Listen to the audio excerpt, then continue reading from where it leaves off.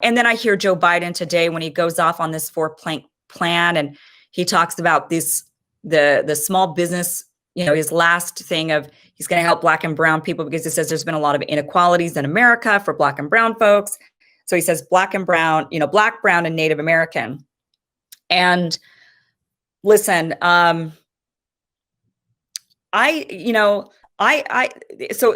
sounds like a form of reparations to me.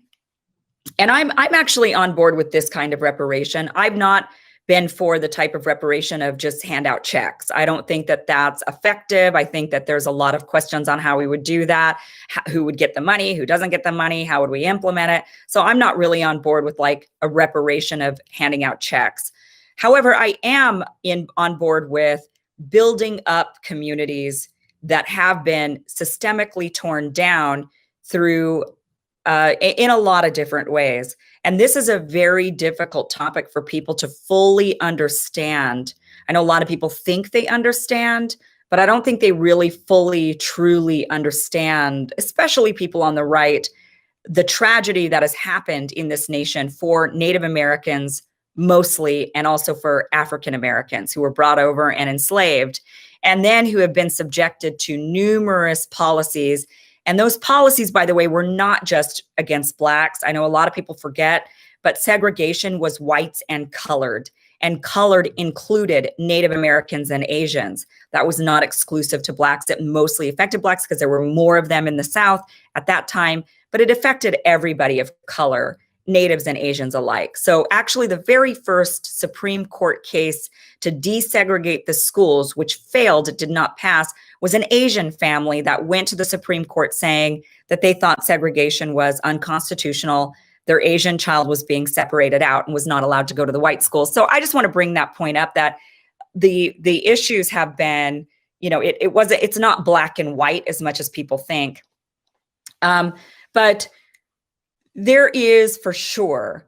So my point on this is, I don't think when Joe Biden, when he unleashed this four-plank plan, the brown people being included in sort of what looks to me like a reparation for Blacks and Natives, I don't think that the Hispanic population should be included in that.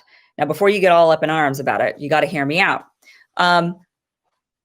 If there is going to be a third group included in that, I think it should be women, because women have had the direct institutionalized regulations against us. Like, you couldn't vote, couldn't own property, couldn't have a bank account. There's a lot of things that have been to keep women down and that have continued to keep women down, talking about, pro-choice, pro-life, things like this.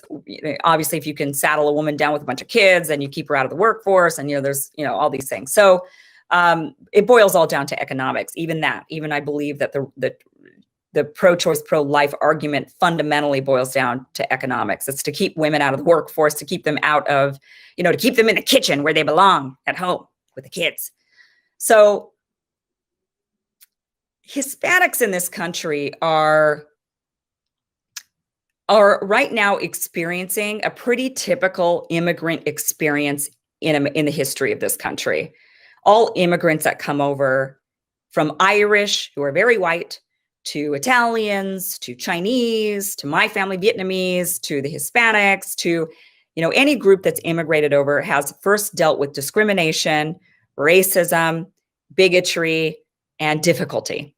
That is pretty common for all immigrants that have immigrated over to this country. Called names, not included. Even the Irish, they're super white. They were not included. They were called names. They were also demonized as others.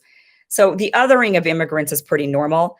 The immigrant experience is one that is not unique. I don't think Hispanics are experiencing anything really unique. I think that they're going through something that all immigrant groups have gone through. And because of that, we're seeing the Hispanic population rapidly thrive within, they're kind of like the new model minority. And that is sort of my fear with Joe Biden's proposal of giving this money to Black and brown and Native Americans. When he lumps the brown folks in there, I think what ultimately is going to happen is the Hispanic population is going to do really well with this money, because they've already been actually doing quite well. overall as a group. They're rapidly getting ahead. And I think that they'll just increase and get ahead even more. And that'll be used as a talking point against African Americans and Natives who were given the same opportunities and didn't seem to be able to take those opportunities and thrive the same way the Hispanic population is going to thrive with this new opportunity. So that is why I'm kind of, when I heard him unveil this, I was a little bit like, I don't think that, I don't know if we should be lumping in Hispanics to this.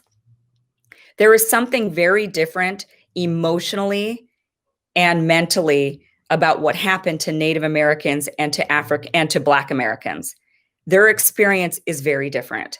And their experience to me is very similar to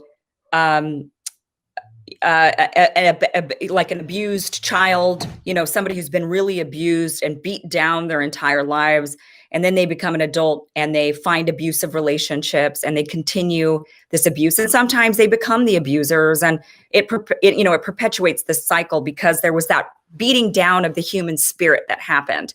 And I think anytime you beat down the human spirit, you end up with a different situation than just hardship and, hardship like an immigrant goes through. And I know my family are immigrants. They went through the same hardship. So I understand that. But I also can sympathize with Natives and Black Americans in their experience being very different emotionally, mentally. They were robbed of their cultures. They were beat down. They were, their families were torn apart. Land was stolen. It's a very different mental, it puts them in a whole different category. And I think it has to be addressed completely separately. So I've always been a bit against this whole lumping in of Black and brown folks together. I don't think it's fair to the Natives and to Black folks. Now, I know that probably upsets a lot of brown folks who think that, no, they're going through a hardship too. And I agree. Look, my family's Asian. It's not like Asians go without abuse. But I still think historically we've seen immigrants come to this country and thrive time and time again. And I think that is fundamentally why there is even more anger embedded in the Native and Black communities where they've been here forever. And they see these newcomers show up and the newcomers then thrive. And then that's used against them. Like, well, what's wrong with you? They're doing just fine. Why can't you do it? And then, this kind of continues on and on and on. I did the same thing too. And I also didn't have that understanding. I had to kind of reach a level of enlightenment, I think, to fully grasp the plight of African, I would say Black Americans and Native Americans in this country. That took me thinking a lot and having a different perspective and different understanding. And I'll tell you what really helped me really grasp it was actually my trip to the West Bank and seeing how the Palestinians, what's happened to the Palestinians so there's the Palestinians on the West Bank side, but then there's the Palestinians living inside Israel, and they have all the same rights. They're not treated the same way as the Palestinians, in the West Bank. They have the same rights as Israelis. They are Israelis, but they're not thriving on that side of the wall. They've got a lot of crime and a lot of drug abuse and a lot of violence in their communities. And it all became really, really clear to me that when you break the human spirit, when you rob them of their identities, they're not even called Palestinians on the Israeli side. They're called Israeli Arabs. When you rob them of our identities, when you rob them of their culture, when you beat down their spirit, it is a different experience. It's much harder to get out of that. It's like, my example of the abused, if somebody's been abused, if you're an abused child and you grow up and you get into abusive relationships, it's very difficult to walk away from those. And a lot of times we pull women, I worked a lot with abused women. You get them out of the abusive relationship, and what do they do next? They find another one, and you're like, what? What? We just got you out of that. Why in the world did you get back into another one? We just rescued you from this situation. And I think it's going to take the understanding that this is going to be a long process to help these two groups. It's going to take a lot of patience on all of our parts. It's going to take a lot of understanding. they're going to get, these other groups are going to get things and they're going to thrive with it, and they're going to get the same things and not thrive, and people are going to wonder why. And it's because that is when you take a person who's been told their whole life they're worthless, and then you give them an opportunity, sometimes, they run with it, and sometimes they feel deep down like they're not worthy, and like it's going to be taken from them eventually, or something wrong is going to happen. They have kind of that doom and gloom outlook from the get-go, and that creates, a self-fulfilling prophecy. That's a really tough mentality to break. So I just wanted to kind of bring that up, because I know a lot of people, they are unclear where I stand on reparations and race relations in America. And I think that we do have to do more, particularly for Native Americans and Black Americans. What I don't know, I think for Native Americans, what makes sense to me, because we stole their land, is that for every real estate sale in the country, that, well, at least on real estate on land that we know for sure was taken from them, or treaties weren't honored or something, a certain percentage of that should go to the Native tribes. Right? I mean, it's their land, so it's kind of like our rent. So it could be, look, we give real estate agents 6%, like 3%, 3%. We can give the Native tribes 1% of that, right? For every sale.